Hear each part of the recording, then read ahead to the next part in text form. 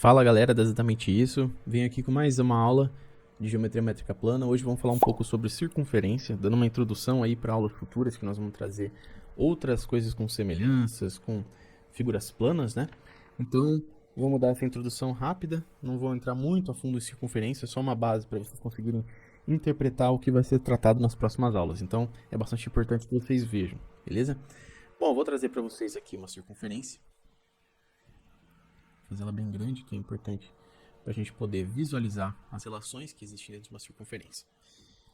Bom, primeira coisa, eu queria mostrar para vocês o que a gente pode extrair de uma circunferência. Vou chamar o centro de O aqui. Quais são os dados para cada uma das coisas que estão relacionadas à circunferência? A primeira delas, que vocês já devem ter visto, é o raio, né? Então, quando tem uma reta, um segmento de reta que vai do centro da circunferência até a sua extremidade, é chamado de raio. Vou colocar R aqui. E eu vou chamar esse ponto aqui de A, tá? Outra relação que a gente pode ter é diâmetro. O que é o diâmetro? Ele é justamente uma reta que ela passa pelo centro da circunferência e vai de ponta a ponta da circunferência. Ela é 2 vezes o raio, é chamado de diâmetro. Então eu vou chamar esse ponto aqui de C e esse aqui de D. Eu vou escrever aqui do lado certinho, tá? Cada uma delas depois. Não precisa se preocupar em que eu vou escrever certinho. E a outra coisa que é pouco falado, mas é interessante saber também, pelo menos para vestibular, essas coisas não é tão tratado, mas é importantíssimo saber, que é a corda da circunferência. Quando você pega de ponta a ponta da extremidade da circunferência, mas que não passa necessariamente pelo centro da circunferência, tá? Então vamos lá. Vou chamar esse ponto aqui esses pontos de E e F. Então, O, ponto O aqui é o centro da circunferência.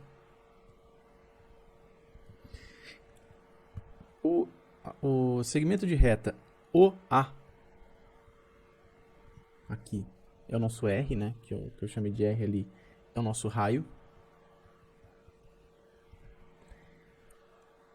O segmento de reta CD, que passa pelo centro da circunferência, vai de ponta a ponta, é o nosso diâmetro.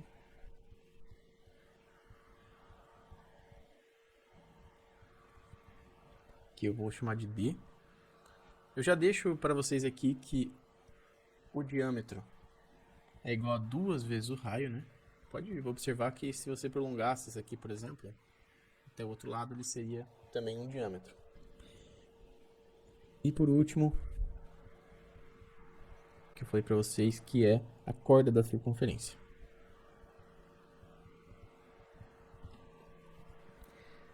O que mais que a gente precisa saber? Se a gente analisar o comprimento que por volta da circunferência, eu vou chamar o comprimento eu vou escrever comprimento mesmo, comprimento. Se a gente pegar esse valor do comprimento e dividir pelo dobro do raio, é uma relação que existe aí, a gente vai encontrar um número irracional, que é o π. Por isso que eu trouxe para vocês aqui. Se a gente dividir o comprimento da circunferência, isso é para relacionar o perímetro, né, da circunferência com o raio dela. Então, se a gente dividir o comprimento por 2 vezes o raio, ou pelo diâmetro, né? Então, 2R. Esse aqui é o R. Se quiser, eu vou colocar até o R igualzinho aqui para não confundir. É o mesmo R, tá? Então, o comprimento dividido por 2R, a gente encontra o π. O que é o π? Ele é um número irracional.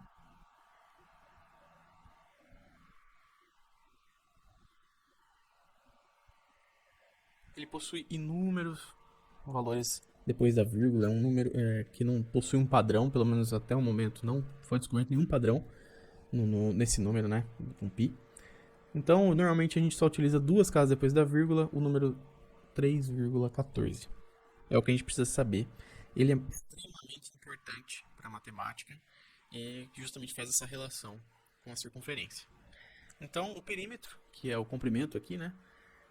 Vou chamar de P, é igual a 2πr. Por isso que Você já deve ter visto o perímetro 2πr. Nossa, de onde surgiu esse π? O que é isso? Então é só uma relação que existe entre o comprimento por volta da circunferência dividido por 2 vezes o raio. A gente encontra esse número irracional aí, que é o π. O que mais que é importante a gente saber? Um arco da circunferência. Vou pegar uma outra circunferência aqui. O que é um arco da circunferência? O arco da circunferência nada mais é do que a gente pegar uma parte da circunferência. Só uma parte dela. Então vamos lá, vou pegar o centro O aqui. Vamos supor como se fosse uma fatia de uma pizza. Ó, a gente pega aqui. Vamos supor que a gente quer saber quanto que vale essa parcela aqui do perímetro. Vou chamar de x aqui. A gente sabe que o perímetro tem 2πr, né? Aqui a gente já sabe que é r, né? Porque são dois segmentos de reta que vão até o centro da circunferência e vão até a extremidade, então é r e r. E a gente tem um ângulo aqui, que no caso eu vou chamar de alfa. A gente pode fazer uma relação direta desse ângulo, né, dessa parcela desse ângulo em graus ou em radianos, dependendo da forma que for calculado. Eu vou fazer em graus aqui. Para vocês saberem, uma volta completa na circunferência tem 360 graus. Que na verdade o sentido positivo é para cá, tá? Então para cá é positivo. Então, uma volta completa na circunferência tem 360 graus. Então, 360 equivale ao perímetro inteiro da circunferência, que é o 2πr. Se a gente tiver um ângulo qualquer alfa aqui, que é o nosso x, a gente pode deixar ele em função desse perímetro, né? desse arco da circunferência. Como que a gente faz isso? Vamos isolar o alfa. Ou depende, se a gente quer encontrar o x e a gente tem o alfa, a gente deixa o x isolado. Se a gente quer encontrar qual é o ângulo, a gente isola o alfa.